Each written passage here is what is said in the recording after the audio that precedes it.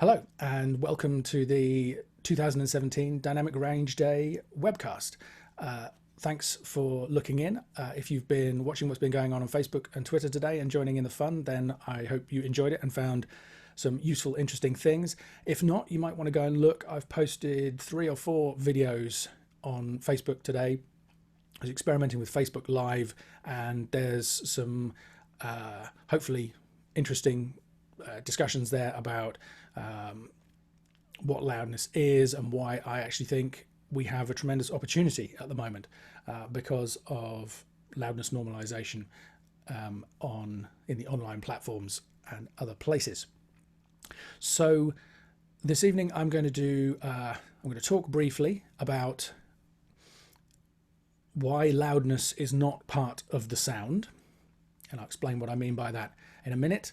Then I'm going to announce the winner of the award, and I'm very excited to say I have an short interview to play to you with the engineer who mastered that album, who I think it's fair to say is a legend. And then afterwards, as usual, we'll have a Q&A session where people can, if you want to type messages into the chat, which is to the right-hand side of the window on the YouTube page, we can take a look at those. There's also a link that I pasted there if anybody wants to actually join in the Hangout, in which case you can talk one-to-one with me. So I'm just going to take a sip of coffee. And I will talk to you about the topic that I've come up with, which, is that loudness is not part of the sound. And the thing that prompted this is I've seen various people recently doing comparisons and talking about mastered audio in particular, and including the loudness level as part of that. So for an example, there is a YouTube video that compares 5 different online mastering systems. There's Lander, there's Aria, and a couple of others, the names I forget. It's a pretty good video, and to be fair, the guy starts off by saying that he has increased the loudness of his the original song that he's put through all of these mastering services, because he understands that if the loudness isn't similar, then you don't get a fair comparison. But then he doesn't compare the sound of each of the examples. He doesn't match the loudness of each of the examples that he is using in the video. And so I commented on the video and said, great video, but I think it's a shame that you didn't loudness match the examples, because the effect of the loudness on the way that we perceive the sound is going to have more influence on what we think about them than the actual processing that's going on. And again, to his credit, he replied to me and said, thanks very much for the comment, but that's deliberate, because like it or not, the different loudness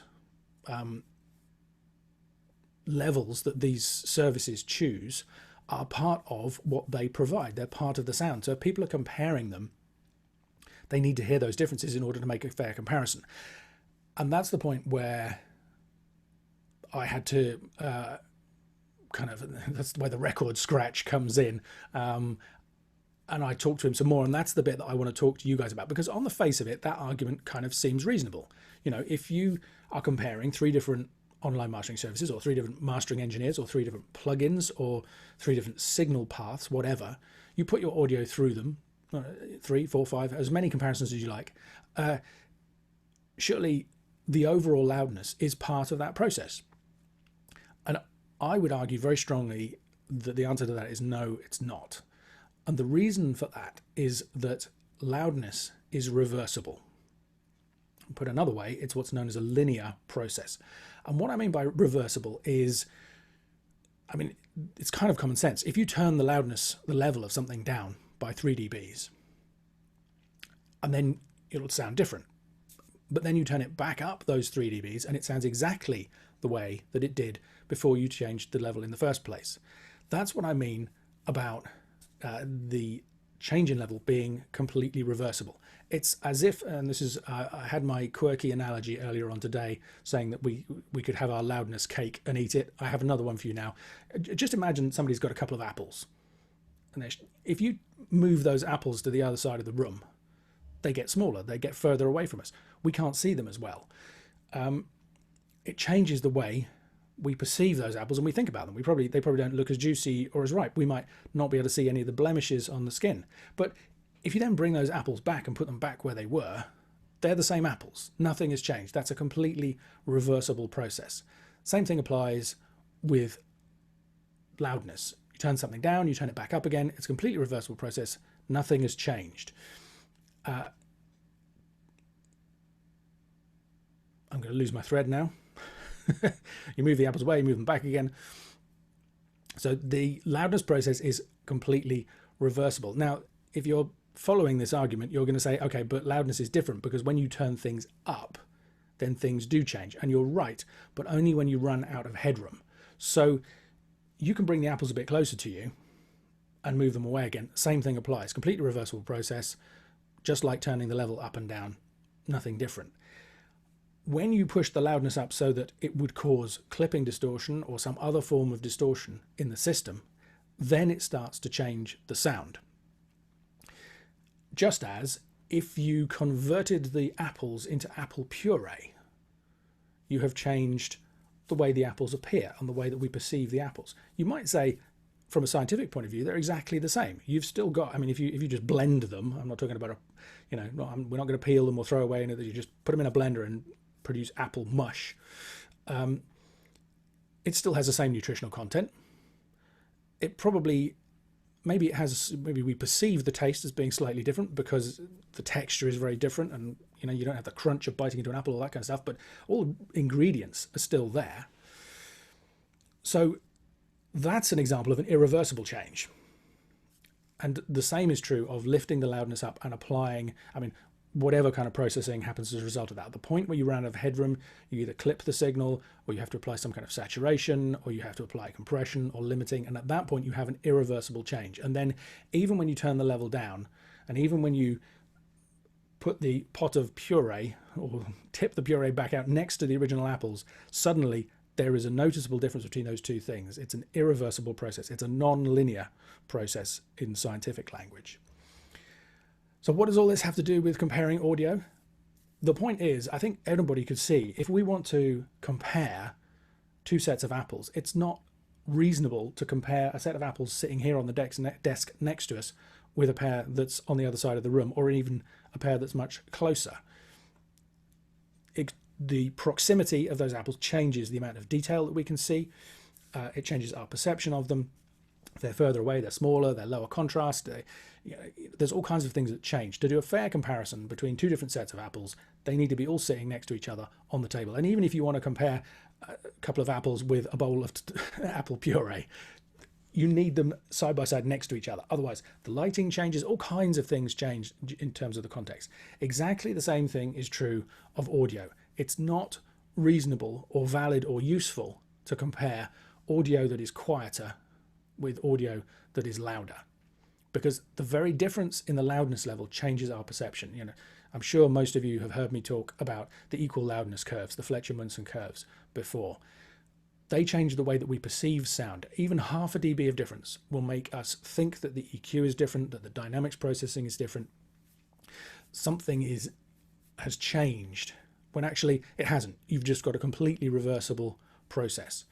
And even if you have an irreversible process taking on, like boosting up the loudness into a limiter or a clipper or compressor or whatever, it's still not fair to make that comparison. It's not fair to compare a bowl of apple puree. This is where the analogy gets particularly ridiculous. It's not fair to compare apple puree with apples unless they're in the same place. And it's not fair to compare limited or otherwise processed audio unless it's at the same level as the original audio. So going right back to the example that I gave at the beginning of this little rant, if you have the outputs of these different online mastering services coming back at different levels, in order to do a fair and reasonable comparison between them, to hear what irreversible changes they have made to the audio, you need to loudness match them first. You need to turn the louder ones down. And just to give you an idea, there was a 1 dB difference between the quietest and the loudest example that he gave originally, and then there was a further example where he used some extra preset on one of these. I think it was Aria. He used an even louder preset. The master that came back from that was a whole 2 dBs louder than his reference level. That might not sound like a lot, but actually 2 dBs in terms of loudness, in terms of mastered audio, makes a huge difference. You know, we can hear as little as half a dB, possibly less. Possibly we don't perceive it as a level change, but we notice the way that that affects our perception of the sound. So 2 dBs completely skews the playing field. I mean, I think it's valid to compare it in both ways. I think it's useful to know that if you plug it in on preset X on system Y, it will come back 2 dBs hotter than on another online mastering system. That's a valid observation to make. But in terms of then, because the kind of conclusions the guy who did the video was drawing were that, you know, this one sounded brighter and crisper, this one had more definition in the bass, this one sounded wider, and all the rest of it. And just as an experiment, I ripped the audio and loudness matched the examples. And once, I mean, they still sounded different, but they weren't suddenly night and day differences in the sound between those examples. It was much more subtle. And, you know, for me, he used an EDM track. It's one of those things where what's the right sound for an EDM track? That's very much a personal decision, a creative decision. It has to be taken with the artist. So personally, I could have probably been happy with almost any of those examples. So there you go. That's what I wanted to pass on to you. Just this idea that loudness is not part of the sound. I've heard people say it with reference to comparing plugins. I've heard it with people comparing signal chains, you know, analog processing, all kinds of things. At any point where somebody is not compensating for the loudness when they make their comparisons, when they make the decisions about processes or about the changes that are happening to an audio file, then alarm bells should be ringing. And it's really important for all of us to take that into consideration if we're mixing and mastering our own music, which of course is why I created my Perception plugin, because that's an automated way of making those comparisons fairly. So I hope that's useful. I'll be happy to answer any questions, any follow-ups from that at the end of the webcast when we do the Q&A session. So now we come to the Dynamic Range Day Award. And I apologize, I don't have the full shortlist up on the website yet. I will do that in the next day or two, so you can take a look at the other artists that were considered this year. But without further ado, I would like to announce with great pleasure that this year's winner of the Dynamic Range Day Award for the best sounding dynamic album is Avenged Sevenfold for their album The Stage. Now, some of you may not know who Avenged Sevenfold are. They are a metal band, very aggressive, complex sound to them. It's a much less mainstream release than I've picked in previous years. The reason for that is, to be honest, I didn't have a choice. So many people contacted me off their own backs saying, this album is fantastic and it's so dynamic. Please consider this for the award. And by modern standards, it really is dynamic. I believe it has a PLR, peak to loudness reading of 12 over the entire album. It's mastered by none other than Bob Ludwig. Or Ludwig, I don't know how he says it, he's American. It was mixed by Andy Wallace. It's an amazing sounding album. It sounds incredible. It completely supports everything I've been saying, that aggressive genres like EDM and metal don't need crushed peaks and super high LUFS levels to get the sound. It's more proof that loudness is not part of the sound and not something we need to take into consideration. And I was lucky enough to interview Bob briefly about his role in mastering the album and a couple of other things recently. So I would like to play that to you now. And I will, while I'm doing that, I will share my screen with you.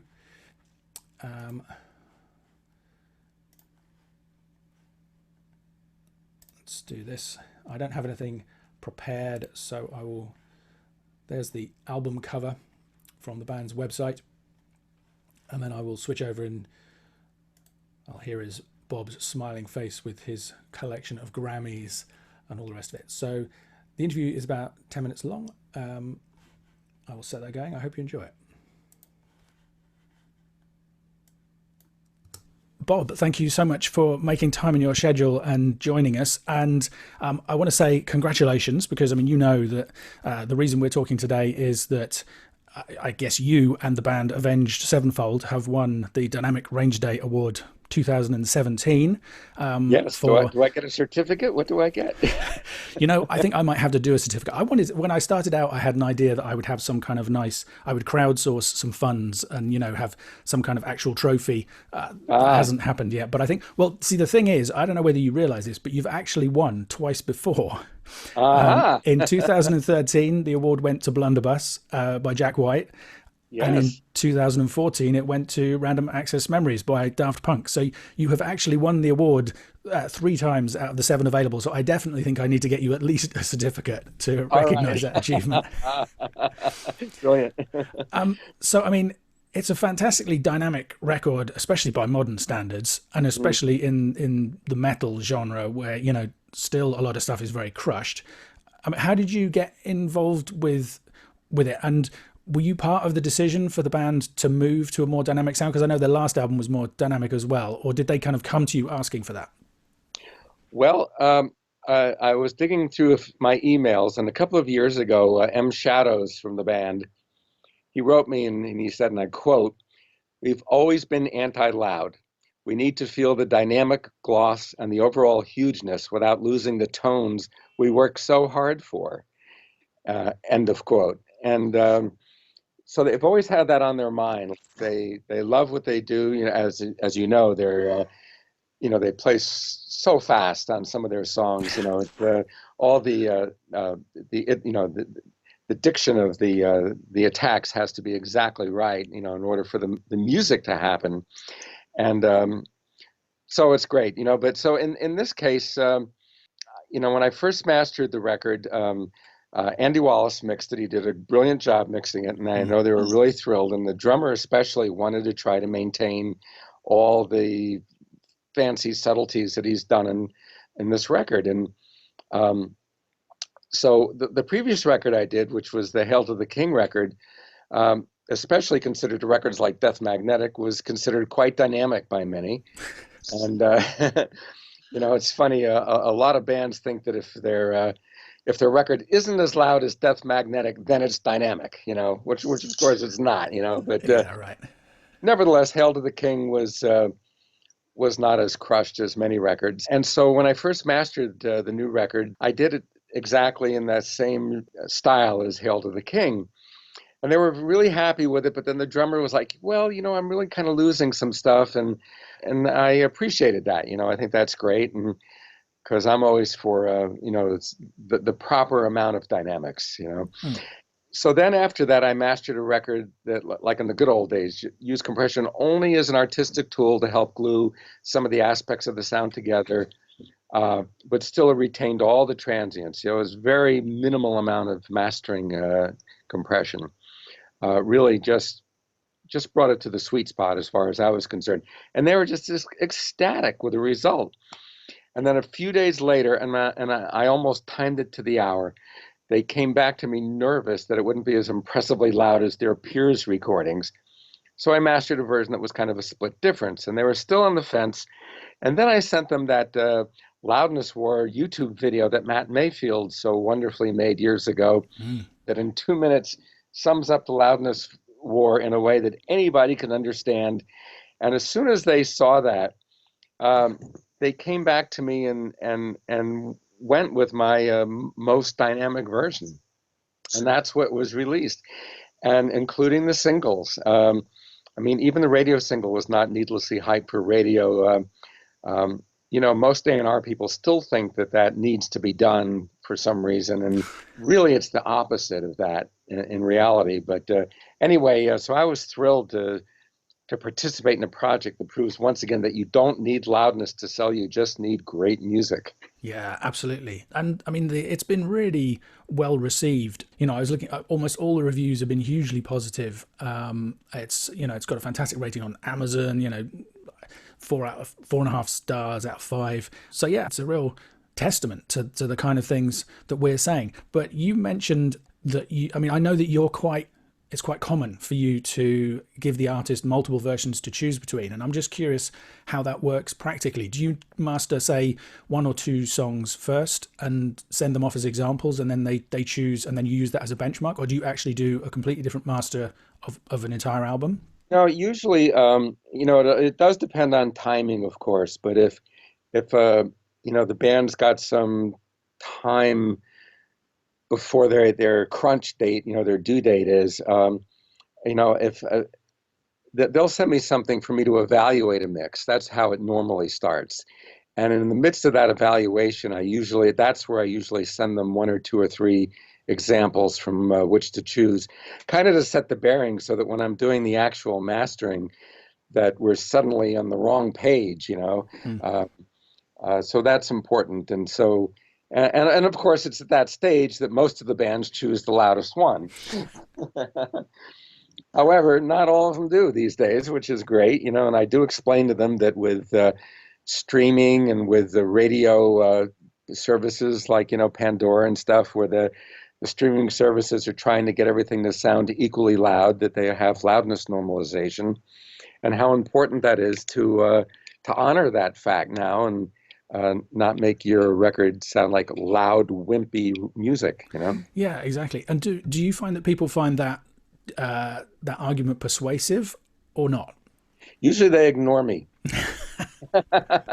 See, that's the wrong thing to do if you're asking Bob Ludwig to master your albums, I think. But I mean, okay, so I have this strategy. I will send people 2 versions, a really loud one and a more conservative one. And then I actually ask them to import it into iTunes and enable soundcheck and listen like that. Because I find that sometimes actions speak louder than words. But I guess the problem is you're dealing with people who have no time and, have so many other things on their plate that's just not always possible, right? Yeah, I do that exact thing as well, usually with this exceedingly long explanation as to why they should be doing that. And very seldom do they, sometimes they come back and say, oh, that was really interesting, but we still want it loud. But sometimes they do say, thank you for that. It was very enlightening, and now we understand, and from now on, we're going to do that.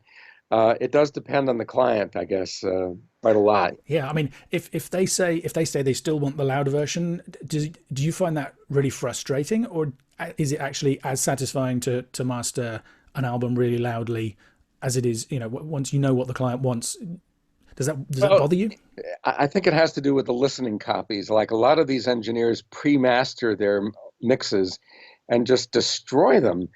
Sometimes, they just they'll be distorted. I mean, it's like, hello, are you a famous engineer or not? And but nevertheless, that's what the client gets used to. And then once they're used to that, it's very difficult to send them something that's not as loud. But if that's not the case and they want something really loud, it can be satisfying to make something that's very, very loud and jumps out at you when you put it on, and hopefully, to my ears, still have some semblance of dynamics left. And um, so that can be satisfying. But the thing that's not satisfying is when they have sent me something that's already been pre-mastered by the mixer, and it's louder than I would have dreamt of making it, and there's just no room. And it's I have to come back and just be this real party spoiler, saying like, there's really not much I can do with what you've sent me. I mean, it's way beyond what I would have done. And there are times that I want to just bow out of the project. Yeah, I know that's something that I've seen as well. I mean, is that like a significant proportion of the stuff that you get where you have that problem? Well, it's more and more. I mean, I thought that we were winning a bit with the loudness war when loudness normalization came in, but then this phenomenon of the mixers themselves making client listening references, that never used to be happening before. And now it's more than not that they do it. And, we beg for those listening references, because the worst thing is to do something and like you put a fair amount of compression on it, and they come back and say, well, this isn't even close to what we've been listening to. And I says, well, how come you didn't send me what you've been listening to? And then I have to go and redo the project again, So that's the worst part of all, Yeah, no, that's a nightmare. So on a slightly different tack, well, Yeah. I'm interested to know, is it true, you correct me if I'm wrong, but I've heard that actually you kind of made a name for yourself back in the early days because you were able to cut super loud vinyl. Is that right? Yeah, well, that's one thing. That's a technique of jamming grooves together in a way and sometimes cheating a little bit early on in my career. Um, to make a record, it could really make that Neumann lathe speak. And so it wasn't a matter so much of the artistic part of the mastering being super loud. It's a matter of being able to take liberties with a lathe and try to make a record that still won't skip. Right. To go right to that borderline, like living on the edge. I guess I've been living on the edge for my whole career. Oh, that's interesting. But I guess the thing is with vinyl, there's kind of a point where, if you go too hot, you're just going to burn out the lathe. So even Yeah, when you take vinyl as loud as it can be, it's probably not too far. Whereas the digital tools just let us go, or people go way beyond. absolutely. Yeah, there's really no comparison. Yeah. No. So I sometimes give people advice to master it as though it was going to go to vinyl, which I guess you would think is probably still good advice even these Yes. days, right? Because I know that like the vinyl masters for the Avenged Sevenfold album were cut from the same files that were used for all the other Yes. versions. Yeah. Yes. No need to do anything differently for that. Yeah. Yeah, absolutely. Okay, well, listen, I mean, you've made some of the loudest and some of the most dynamic masters of recent years, and they've all sold well, which, as we've said, proves that listeners don't care about loudness. So combined with the online loudness management and hopefully the extra communication that's happening. I don't know whether you saw that the James Blake album that won the award last year. It was specifically a conversation between the mastering engineer and the record label and the artist, and it was very much a choice, just like with Avenged Sevenfold. Hopefully we're going to see more and more examples like that in future. So I just want to say congratulations again on having mastered 3 outstanding albums with great dynamics, and thanks for your support, and thanks again for talking to us. Thank you so much, Ian. I just want to give you a little preview that the new John Mellencamp record is also very, very dynamic. Yeah, very dynamic. Oh, fantastic. I'm going to look forward to Looking hearing for it. that. Yeah. Okay, Ian, thank you so much. No, Bob, thank you, and have a great Okay, day. thank you. Cheers. Bye. Bob. Okay, so there you go. I hope you found that interesting, enjoyed it as much as I did. I mean, for me, that was a huge privilege. Bob and Bernie Grundman were probably the only 2 names that I knew when I started out as a mastering engineer more than 20 years ago. Back in the days when nobody knew what mastering was. And, Bob has mastered so many classic albums. The one that I remember from the time was Back in Black by AC/DC. But, he's just gone on since then. So, again, thanks so much to him for doing that interview and for mastering such a great sounding album and being a supporter of Dynamic Range Day. So, there you go. I hope you approve of our choice this year for the award winner. I'm afraid we don't have a competition this year. Competition was a ton of work to organise, and honestly, I'm not sure that it was generating the right kind of interest. It was getting lots of people who were interested in winning gear, but maybe not so many people who were interested in dynamics involved. So I'm sorry if you were hoping for the chance to win some gear this year, but I hope you have enjoyed the event and this webcast. Anyway, I am going to be doing the Q&A session in just a minute, but do head over to the Facebook page, facebook.com/Dynamic Range Day, and check out some of the other videos that I've posted there. As I say, there's 4 or 5 other videos. There's a load of links to articles. People have been generating memes. There's all kinds of great stuff. And also the episode of my podcast, the Mastering Show podcast that came out this week, is on a Dynamic Range Day theme. The title of that episode is What is Loudness? So if I give you the tagline, which relates to one of the memes that I've been sharing today, the question is, do people want to sound loud, or do they just want to be loud? So it's talking about the difference between what loudness sounds like versus the level. We have this problem where the word loudness is used interchangeably and people mean different things by it. And that's an issue, which John and I talk about for that episode. So you can listen to that by going to themasteringshow.com. Please check that out if you would like. And yeah, please carry on spreading the word about Dynamic Range Day, using any of these resources that you find useful. If you go to the Dynamic Range Day site, there is a resources page where there are more links. There's a research page where you can show people the evidence that loudness doesn't sell more copies. You don't need loudness to succeed on the radio, as we just heard Bob say as part of the interview. There's a ton of information there that you can help use. And please do try the iTunes test. If you go to Facebook page and look, I've pinned the videos that I've done to the top of the page. If you look for video number 3, in that I talk about the iTunes test, which is a way of helping clients, band members, other people in general hear the effects of loudness management for themselves. Actions always speak with more dynamics than words, as my friend Chris pointed out today, rather than louder than words. And I think, yeah, that experience of hearing your own music loudness matched and how it compares to other less dynamic material can be a huge benefit if we're trying to convey what all of this is about that we've been talking about.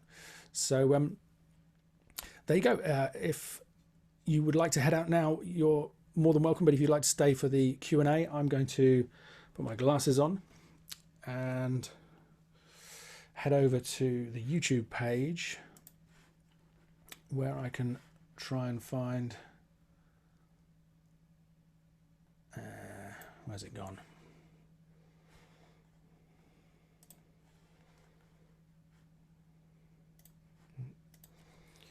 I can see if anybody has any questions that they would like to ask. Or indeed you could use the link to jump in on the Hangout with me if you would like. Okay, we have some... I'll scroll back up.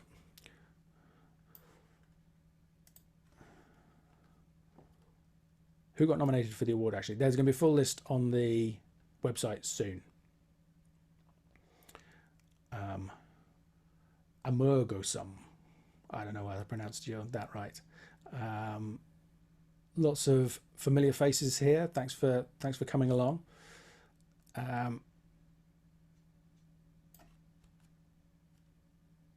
Yeah, I forgot to ask you guys to share this video. You could do that now. Please take the YouTube link, or if you're watching it on the Dynamic Range Day site, take that link, share it around your Facebook. Tell people the Q&A has just started if they want to come in and ask me.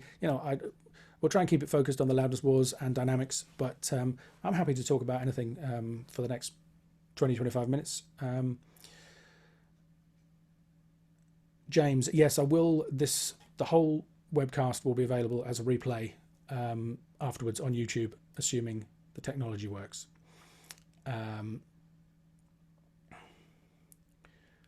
There's some approval here for the choice of the winners of the award. I think that's something I didn't say as part of my kind of little presentation about the award.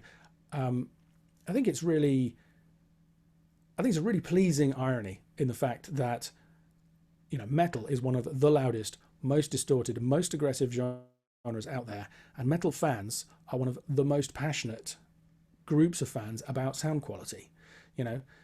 I've known that ever since. I mean, it was metal fans who kind of brought this whole issue into the mainstream because of the outcry over the way that Death Magnetic sounded, and ever since. I mean, I guess I have a bunch of people who are following me because of that, so I'm going to hear from them more maybe than I probably don't have that many Taylor Swift fans following me.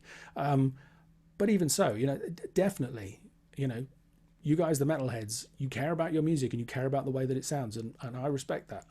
So I'm really glad to recognise that. And don't forget the Trivium album last year almost won the award. It was just pipped to the place by James Blake. But that was another fantastic, dynamic sounding metal record, very different from Avenged Sevenfold, but still, there's loads of great stuff happening in this genre, and I hope more people will follow their example in future.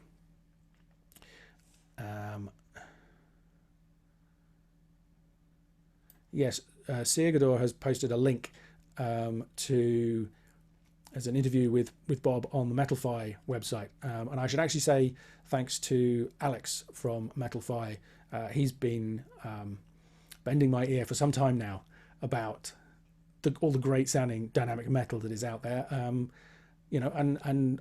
I really appreciate that, because I don't always hear about all the best music. But as I said as part of my presentation, in this case, so many different people contacted me and mentioned The Stage, this album. It's been called a masterpiece by some reviewers, and I think it sounds very different than a lot of metal albums, but I think all in a positive way. So if you haven't heard it yet, I would definitely check it out. There's some people talking about the idea of different versions for different formats. This is something I have mixed feelings about. I mean, you could say that you should have different loudness versions for different streaming formats, even, because they all have different reference levels. I have always felt that you can get one optimal master for any medium, be it vinyl, CD, MP3, whatever, and I still stand by that. The idea that CDs need to be loud, it just drives me around the bend, because it's just, CD is the highest quality format we have outside of high-res downloads. It's the highest resolution delivery format we have. It should have the most dynamics on it, rather than the situation where some vinyl releases sound better because they have more dynamics. Is crazy. So if people want to release different masters for different formats, I don't necessarily have a problem with that, but I personally don't think it's necessary. I mean, even if you take Spotify uses a limiter, so you don't have to cater exactly for their loudness standard, but if you take YouTube as a benchmark, where you allow yourselves 12 dBs peak to loudness ratio, which means that it will be played as loud as the format allows with the maximum use of dynamics. A PLR of 12 is, well, that's the overall reading for this album, The Stage. It's plenty for most popular music genres to get great sounding results, and it takes an enormous amount of skill to get great sounding results with more dynamics than that. Most people want to use a certain amount of dynamic control. So there are people complaining about the fact that the reference levels on the online streaming platforms are so high, which means if you want to maximize the use of the format in terms of the level and the dynamics available, you do have to go for a fairly loud result. But I think in most of the genres that we all work in, it's fine. And if you're working something like classical, where you need more dynamic range, but the overall loudness unless it's pop classical, for traditional classical releases, it's not something that features on the radar of the fans, the enthusiasts. So yeah, I have mixed feelings about the idea of different loudness levels for different release formats. Scrolling down through the questions here.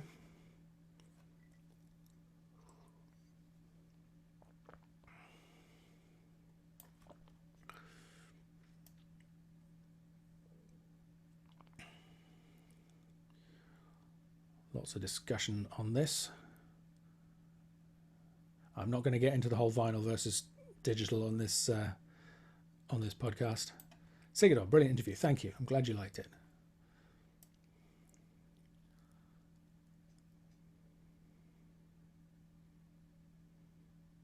Steve says, great interview, but also worrying. I guess you're talking about the fact that, what Bob was saying about being sent reference copies that are already too loud. I mean, I would agree with that. And I think, last year I felt very, very positive about the whole situation. We saw there were a ton of great mainstream releases with plenty of dynamics. This year, the pickings have been slimmer. And I don't know whether that's a sign of a general trend or just a coincidence because of who's releasing albums.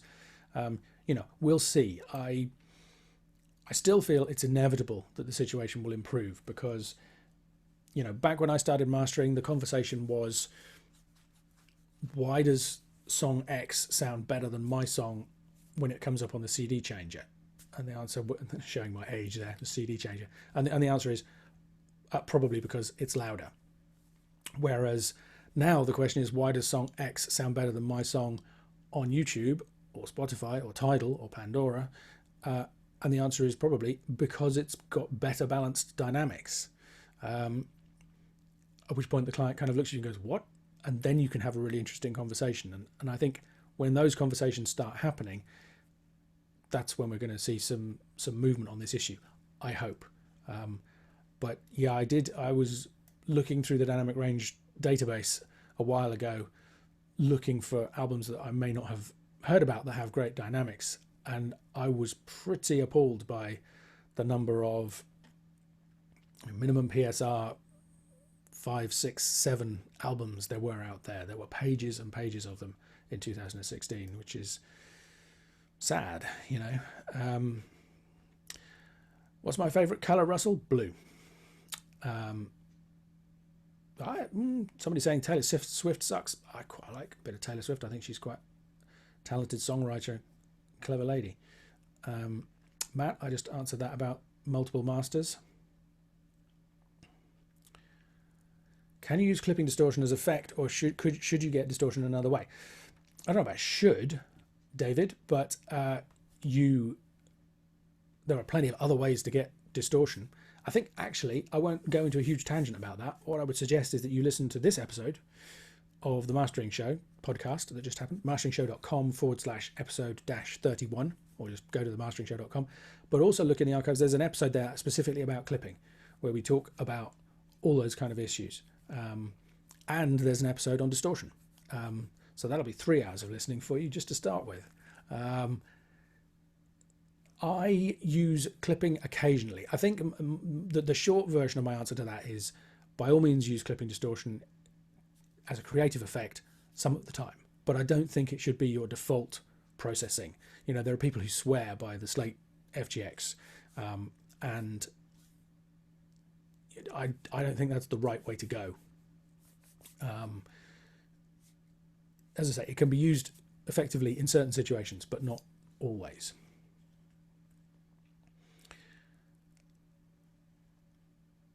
Acoustics is asking what frequencies on the master usually need attenuating. That completely depends. That's like asking what color is a piece of string. Typically very low sub frequencies can be out of control because people's monitoring may not reproduce it. The high end may be out of control because their monitors are a bit dull, or they have too much absorption in the room, or various reasons. And mid-range, the whole kind of 70 to 100 hertz range is usually very sensitive, because that's usually where people's monitoring systems and rooms maybe aren't as good as they could be, and they're trying to compensate for those in the mixing process. So those usually need tweaking. But in terms of whether you always cut or boost those frequencies, that completely depends. Jim asks, do you ever use the Brainworks for mid-side limiting? I've never used, the only Brainworks plugin I've used, I think I'm right in saying, is the BX meter, which is their update of the TT meter, which I'm not a huge fan of. I think they changed a load of things between the TT meter and the BX meter, and I don't think they improved it. For me, I found it less useful, less easy to read. And now, of course, I've developed my Dynameter plugin, which I feel is better than both of them. But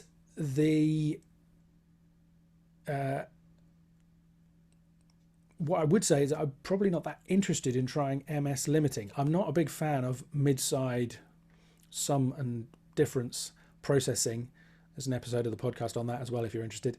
In general, I think I need to recommend that you go and listen to the episode on mid-side processing to find out why. I use mid-side EQ sometimes, and it can be very useful. And I use MS processing in order to modify the stereo width. I think when you get into compression, the idea of something processing just one part of the stereo image, when I use linked limiting and compression as well, when I'm mastering just stereo linked, if I'm using normal left-right processing, I think it's very easy to get unnatural effects, and it's actually really hard, much harder than you think to achieve the result that you were going for, because the whole idea of mid-side is a big oversimplification, which is exactly what we talk about in that episode of the mastering show that I mentioned. That's a couple of episodes ago, if you're interested. So I'm not saying never. If somebody sent me a copy to play with, then I'd certainly give it a try to see how it goes on. But I think I'm skeptical of the idea of mid-side limiting. Jim. Carl, what's your opinion on analog summing when compared to digital? I haven't done this shootout myself. I know lots of people who have, and if you level match it carefully before you do it, most people agree there's hardly anything to choose between it. What I usually say is, I'll tell an anecdote for this. Fairly often, I get people who have mixed or mastered all in the box coming to me, and they say, oh, I don't know, maybe I should get some analog summing or some analog processing in on this. What do you think? I almost never, in fact, I don't think I've ever had somebody who mixed it or mastered it analog coming to me and saying, maybe I should have done it all in the box. But before you jump to conclusions about those two and go, well, there you go, there's the answer, there aren't many role models for in the box processing. That is changing. You know, Andrew Sheps has come out and said that he's doing all his mixing now in the box. Dave Pensado predominantly works in the box. And there are some mastering engineers starting to come out as well. I prefer to work 100% digital. It's the way that I was trained as a mastering engineer, so that's my preference. And I've forgotten his name. The Jonathan Weiner, who has now works at Isotope, very skilled mastering engineer. He works 100% in the box these days. I think as more people kind of come out of the closet about this, the attitudes are going to change, and maybe that ratio that I just talked about.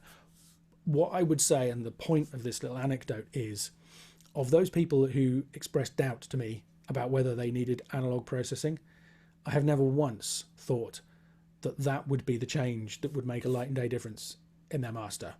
You know, I've always been listening to it thinking, well, you need to improve your mic placement, or you need to improve your arrangement skills, or your mix is not happening, or just the overall EQ is way off.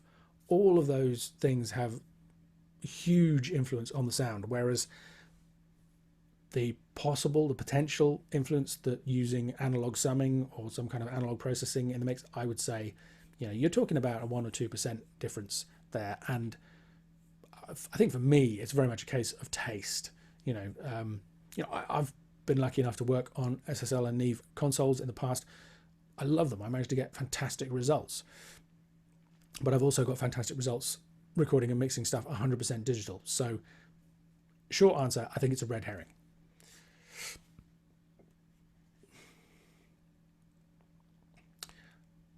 Does the Avenged Sevenfold album hit -1 DFS, or was it taken to the ceiling?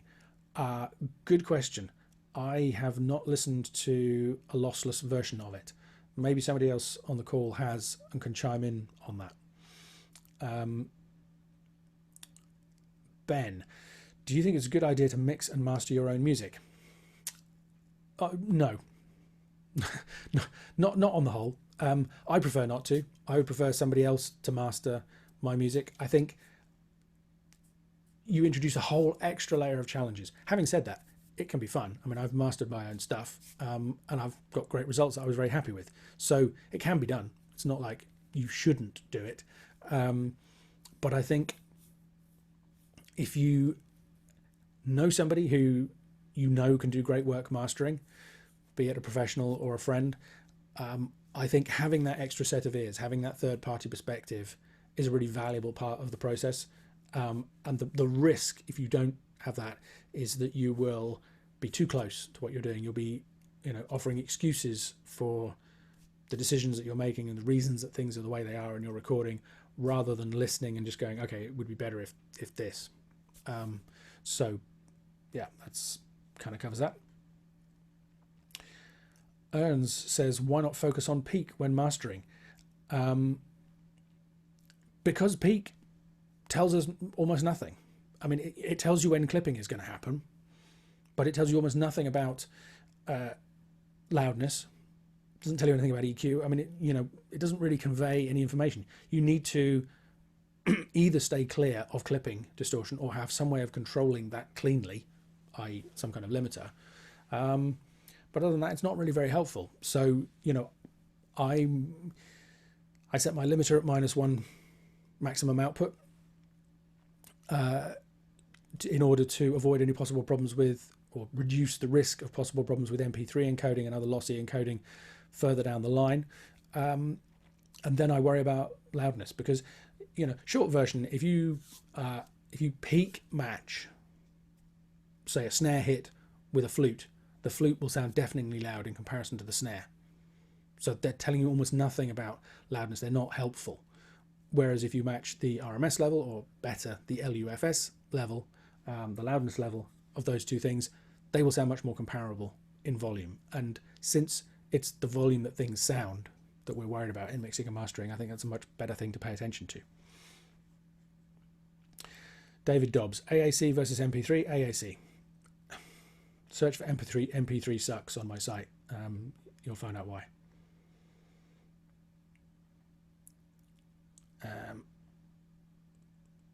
Steve, do you think that people are misunderstanding loudness wars with the volume control, etc.? Too loud can damage your ears rather than damage to dynamics in the music caused by overcompression. I think that's possible. I think there's a lot of misunderstanding. I think lots of people hear people like me talking about the loudness wars and saying, don't make your music too loud, and they kind of go, well, I like loud music. What's the problem? And this is the thing. We say loudness. Do we mean loudness in the room? Do we mean loudness in the file? Do we mean measured loudness, or do we mean the way that it sounds? Getting back to the recent podcast episode. It's a very imprecise term, and I almost wish that they hadn't called loudness units, because they're not really measuring loudness, they're measuring level. But, these are the things we have to work with. So Chris says, if I had the power, would I have everybody normalized to -16 LUFS integrated? Yes. I helped come up with the guidelines for that recommendation. I mean, well, no, to be honest, if I had the power, I would make everybody normalized to -23, simply to get consistency between broadcast and streaming. The reason we didn't recommend -23 for streaming as well as in the same way that we did for broadcast is the limitation in Europe for the maximum replay level of personal media players. iPods and things have the output volume is capped in the EU in an attempt to help protect people's hearing.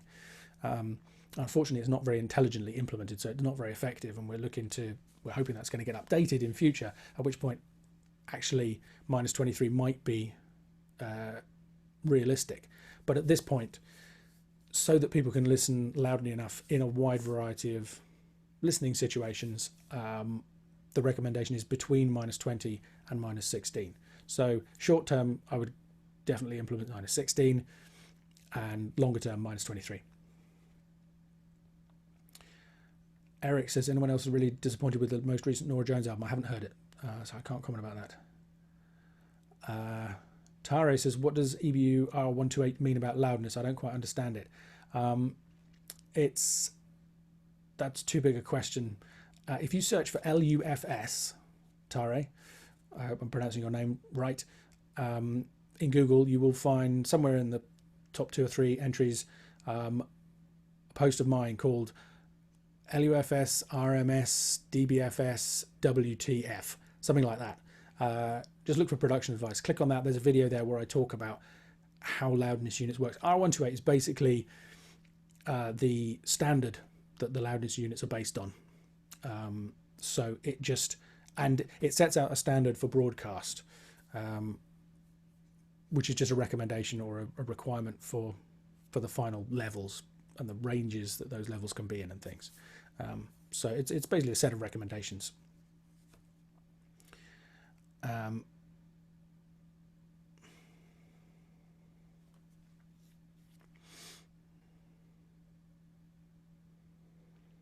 Johnny Infinite says the debut Rag and Bone Man album is so disappointing in terms of dynamics. I completely agree.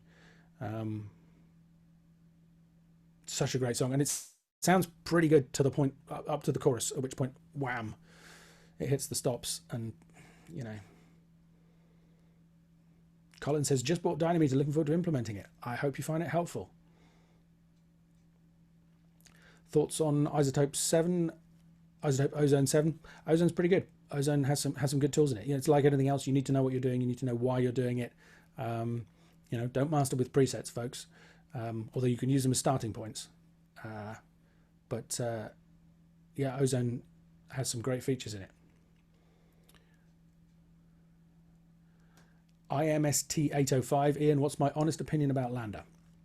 Okay, so I should say that I haven't tried the latest update of Lander. But if you go to my website and search for it, you will find a video that I did a while ago that compares it. At that point, I was surprised that it wasn't as bad as I feared it would be, but it's not as good as a person. Since then, Graham Cochran from the Recording Revolution put a song that I mastered for him head-to-head up against Lander and his version going through a limiter without telling me. Thanks for that, Graham. And I'm sure he's not watching, but happy birthday, Graham.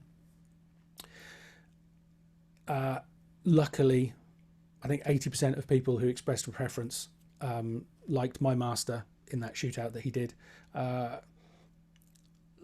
Lander is interesting. Lots and lots of people are using it. It's not as bad as it might be. It's not as good as I would hope. It's not mastering. That's my thing. They advertise it as professional mastering. It's not mastering. But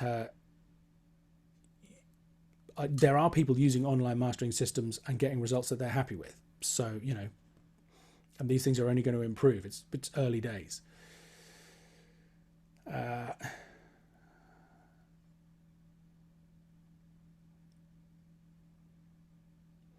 Jim wants to know if there's enough difference in converters for mastering hybrid. Not 192, I wouldn't say, and I think there's a significant risk for 192. If you Google for high sample rates may make your music sound worse, you'll find a post on my site where I talk about this issue. I've never heard of a demonstration of 96 that I was blown away by. I've heard demonstrations where there's a tiny little difference that maybe something was better, but I always wondered whether you could take the lower sample rate version and just sweeten it up slightly to make it sound as nice as the 96K. But then there are people like Bob, who you heard on the interview earlier, who, are adamant that high sample rates are worthwhile. So that's yet to be proven to me, but that's not to say I won't update my opinion at some future point. What dynamic range in a mix makes my job easier? Yeah, that's interesting because that's something we get into in the What is Loudness podcast episode. I can't give you a definite answer, but it doesn't want to be too dynamic and it doesn't want to be too crushed. So, a short-term peak to loudness ratio of 10 or 12 dBs maybe, so that I only have to do 2, 3, 4 dBs of dynamic range control at mastering. That might be a good ballpark to aim for.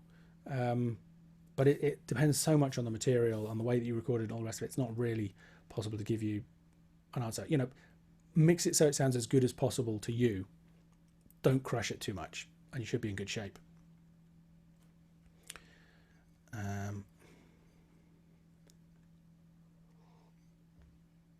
Herb says, I once downloaded a high-res WAV file from quobuzz.com and found it was peaking at about minus 3 dBFS whilst being very limited in dynamic range. What's the reason for that?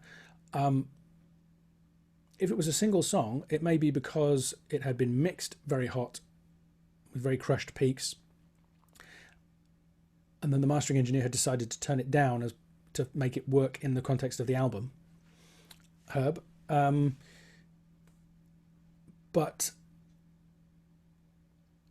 Or I think that's probably the only valid reason. It might be an uploading error. Possibly, I don't think crowbars have any kind of requirements about level or anything else. So that would be my guess, is that it had been turned down in the context that it was originally mastered in, having been processed harder earlier in the stage. People discussing differences between FLAC and WAV. If you can hear a difference between a FLAC and a WAV, there's a problem with the FLAC file. FLAC and WAV should sound identical. If they don't, there's a bug.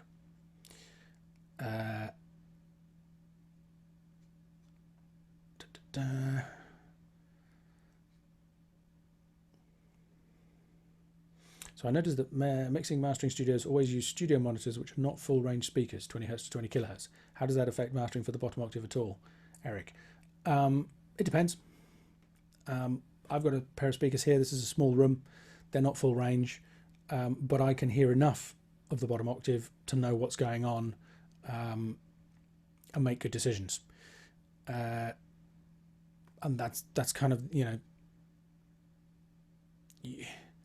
in theory, you need a certain specification of speaker in order to achieve good results. In practice, people have all kinds of listening situations and manage to get great results. And some people have astoundingly well specified listening systems and don't get great results. So, you know, that's a kind of your mileage may vary question. There is a risk that if your speakers don't, I mean, just to take an extreme example, if you try and master on NS10s, say, you won't know anything about what's happening in the bottom octave, and it could well be completely wrong. If you mastered on Beats headphones, you will think there's way too much 100 to 200 hertz, and you'll make everything, you'll master or mix everything with that in mind, and probably make some wrong decisions there. So, you know, whenever the speakers are not fully capable, there is a risk that you will make wrong decisions. So, as much as possible, speakers should be full range, especially in mastering.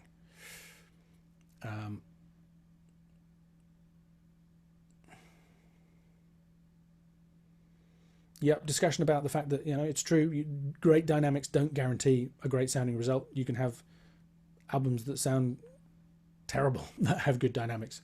You know, everything has to be there. Mix, master, recording, arrangement, everything. But I agree, Sea Change is a fantastic sounding album that is quite squashed nonetheless. I'm pretty sure that's a Bob Ludwig master.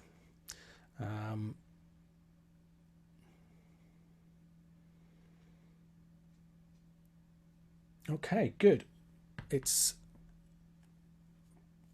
We've been going for about an hour. I think we've pretty much run out of questions.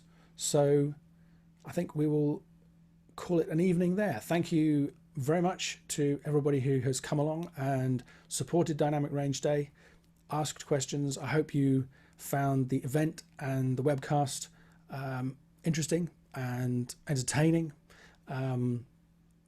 If you're a Brit and you haven't seen the how can I say this without giving it away, the Father Ted meme yet, please head over to the Facebook page and take a look. That was inspired by John Tidy, my co-host on the Mastering Show. I think it's really funny, but maybe it's just because it's been a long day. Anyway, so we will leave it at that. Thank you everybody for being here, and thanks for listening.